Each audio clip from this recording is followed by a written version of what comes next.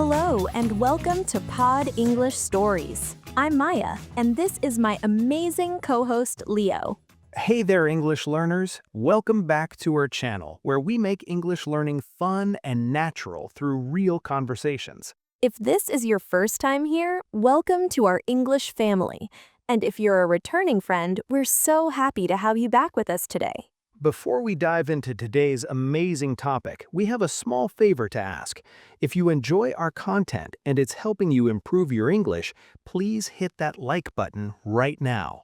Yes, and don't forget to subscribe and ring that notification bell so you never miss our daily English conversations. It really helps us reach more English learners like you. Also, we absolutely love reading your comments, so please share your thoughts, questions, or even your own stories in the comments section below. Absolutely. Your engagement means the world to us. Now, Leo, how was your weekend? I'm really curious to hear about it. Oh, it was fantastic. I had one of those perfect weekends where everything just felt right. What about you, Maya? Mine was so relaxing. I just chilled at home. Sometimes you just need those quiet weekends where you don't do much of anything special, but it feels absolutely perfect. I totally get that. Those are honestly the best kind of weekends sometimes. There's something magical about having no plans and just going with the flow. Exactly. Now, today, we're going to talk about something super practical that you'll use in every English conversation: how to talk about your weekends, both past weekends and future plans. Yes, this is something you'll use all the time in real conversations, whether you're chatting with friends, colleagues, classmates, or new people you meet at parties or events. And we're not going to teach you textbook English today. We're going to show you how real native speakers actually talk about their weekends in everyday life. That's right. No boring grammar rules or formal language, just natural, friendly conversation that you can use immediately. So, Leo, tell me more about your weekend. What did you actually do? Give me all the details. Well, Saturday started perfectly. I woke up late, around 10 a.m., which felt absolutely amazing. No alarm clock, just natural wake up. You know that feeling. Oh, I love that feeling. It's like a little gift to yourself. What did you do after waking? I made myself this huge breakfast. Pancakes, scrambled eggs, bacon, fresh orange juice, the works. I took my time. No rushing, just enjoyed every bite. That sounds perfect. See, everyone? Leo didn't say, I prepared pancakes or I cooked pancakes. He said, I made pancakes. That's how we really talk in everyday English. Exactly. Made is so much more natural than prepared in casual conversation. And then around noon, I met up with my old college friends downtown. Ooh, college friends. How long had it been since you saw them? Actually, it had been months. We're all so busy with work and life. But when we got together, it was like no time had passed at all. That's the best kind of friendship. What did you guys do together? We went to this little cafe in the downtown area. One of those cozy places with mismatched furniture and really good coffee. We ordered way too much food and just talked and laughed for like 3 hours straight. Catching up. That's such a useful phrase. It means talking with someone you haven't seen in a while, sharing what's been happening in your lives, all the news and gossip. Right. We caught up on everything. Work drama, relationships, family news, travel plans. You know how it is when you haven't seen friends in a while. I love those kinds of conversations. They can go on forever, right? What did you talk about specifically? Oh man, everything. Sarah just got promoted at her job, Mike is planning to propose to his girlfriend next month, and Jessica just adopted the cutest puppy you've ever seen. Oh, a puppy. I love hearing about friends' life updates. It makes you feel so connected, doesn't it? Absolutely. And we made plans to meet up more regularly. We decided we shouldn't let months go by again without seeing each other. That's wonderful. Now, let me teach you something important here. Notice how Leo is using past simple. I woke up, I made, we went, we talked, we decided. Good point. When we tell stories about finished actions in the past, we use past simple. It's like painting a picture of what happened. Exactly. Some verbs are regular, like talked becomes talked, decided becomes decided, but others are irregular, and you just have to learn them through practice and listening. Like go becomes went, see becomes saw, eat becomes ate, get becomes got. Don't worry about memorizing all of them at once. You'll learn them naturally through practice and listening. And here's a secret. Even if you make mistakes with irregular verbs, people will still understand you perfectly. Communication is more important than perfection. So true. Maya, what about Sunday? What did you do on your lazy day? Sunday was my absolute favorite. I literally stayed in my pajamas until 2 p.m. Can you believe that? I felt like such a rebel. That sounds amazing. What did you do in your pajamas all morning? I binge watched this incredible series on Netflix. Have you heard of it? Stranger Things. I'm completely obsessed with it right now. Oh, yeah, I love that show. The 80s nostalgia, the supernatural elements, the amazing kids acting. It's all so good. Which season are you watching? I'm actually rewatching season 1. Sometimes it's nice to go back to shows you love and catch details you missed the first time. Plus, it's comfort viewing, you know? Comfort viewing. I love that phrase. It's like comfort food, but for your brain. What else did you do on Sunday? Well, eventually I got dressed and did some meal prep for the week. I made a huge pot of vegetable soup and cut up all my vegetables for easy cooking during busy weekdays. Meal prep. That's so smart and organized. For our listeners, meal prep means preparing your food in advance, usually for the whole week. It's a huge time saver. Exactly. It saves so much time and stress during the week. Instead of wondering, what should I eat today, every day, everything is already ready to go. That's brilliant planning. What kind of soup did you make? A hearty vegetable soup with carrots, celery, onions, tomatoes, and lots of herbs. The whole house smelled amazing while it was cooking. That sounds delicious and healthy. What else did you do on Sunday? I also called my mom. We talked for about an hour about family stuff, her garden, my work, just everything. Those long phone calls with family are so precious, aren't they? They really are. There's something special about taking time to really connect with family. What did your mom tell you about her garden? She's growing tomatoes, peppers, and herbs this year. She's so excited about it. She sent me pictures of her little seedlings. They're adorable. That's sweet. Family calls are always nice. So everyone, notice how Maya used different past tense verbs. Stayed, watched, made, called, talked, sent. And here's a tip. Don't worry about being perfect with irregular verbs. Native speakers understand you even if you make mistakes. The most important thing is to communicate your ideas clearly. Absolutely. We'd rather hear you trying and making small mistakes than staying silent because you're worried about perfection.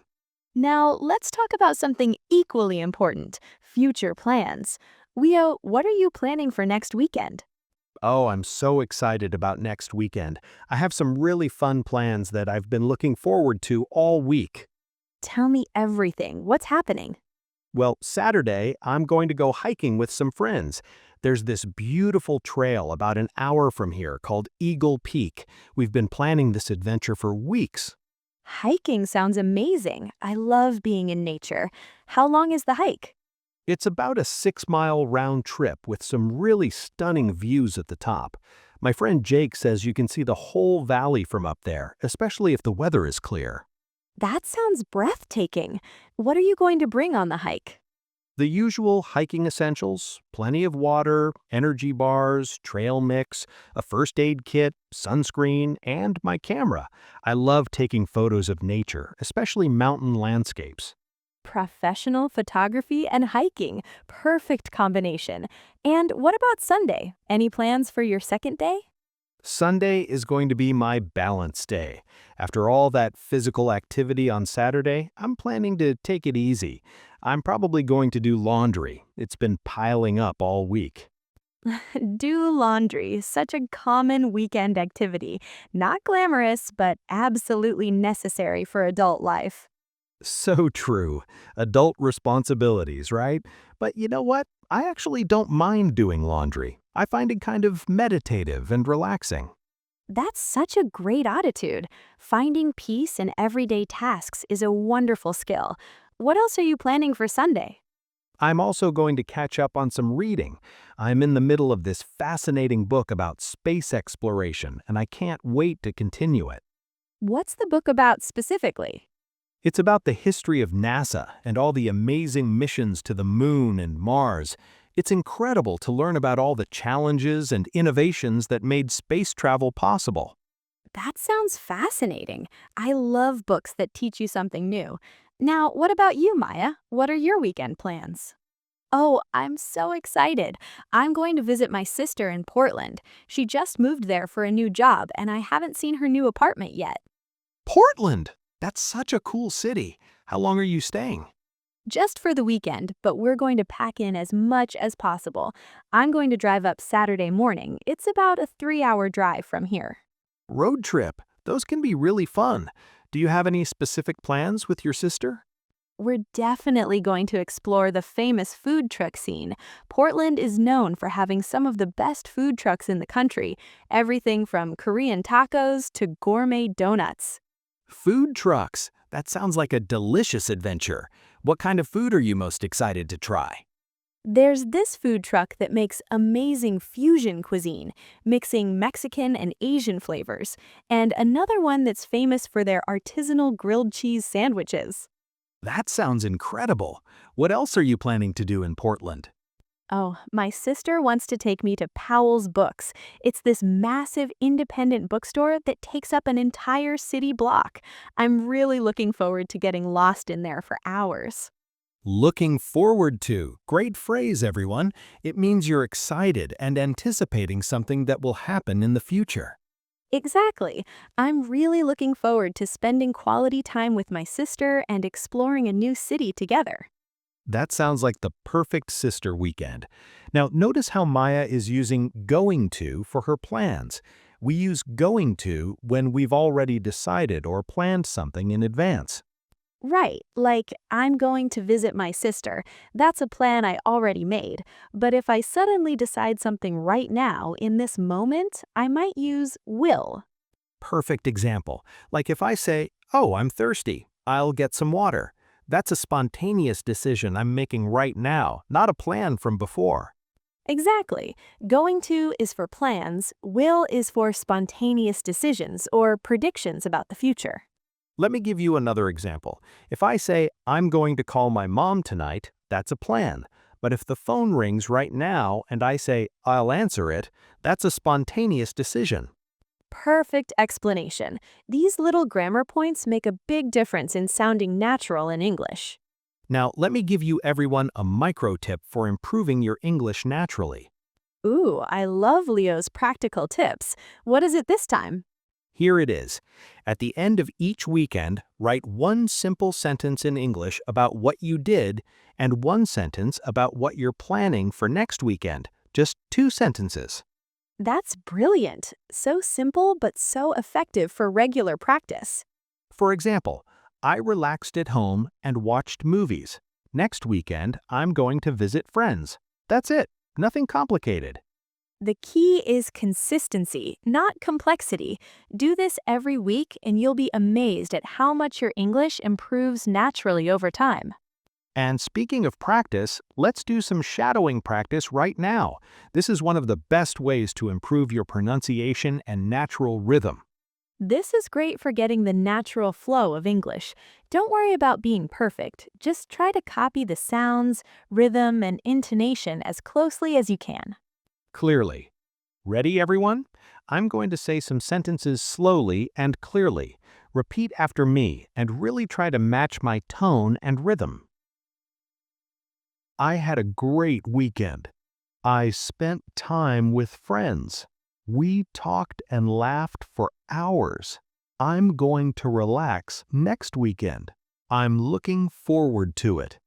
Excellent. How did that feel? Remember, Shadowing helps you internalize the natural rhythm and melody of English. And don't be shy about it. Even if you're listening alone in your room, say the words out loud. Speaking practice is crucial for improvement. Your mouth and tongue need to practice making English sounds, just like your ears need to practice hearing them. Now, let's review some key vocabulary from today's conversation. These are words and phrases you'll use constantly when talking about weekends. Let's start with some action words. Everyone repeat after me. Relax. Plan. This can be a noun or a verb. Plan. Busy. The opposite of relaxed. Busy. Spend time. Like, I spent time with friends. Spend time. Looking forward to.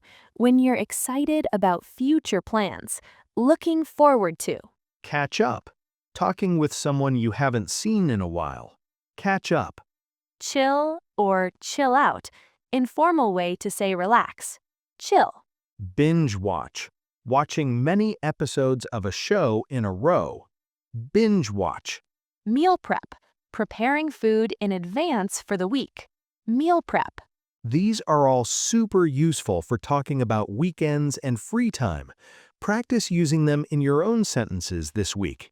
And remember, you don't need to use complicated words to sound natural and fluent. Simple, everyday words are perfect for real conversations. So true. Native speakers use simple language most of the time. Don't try to impress people with big, fancy words. Just communicate clearly and naturally.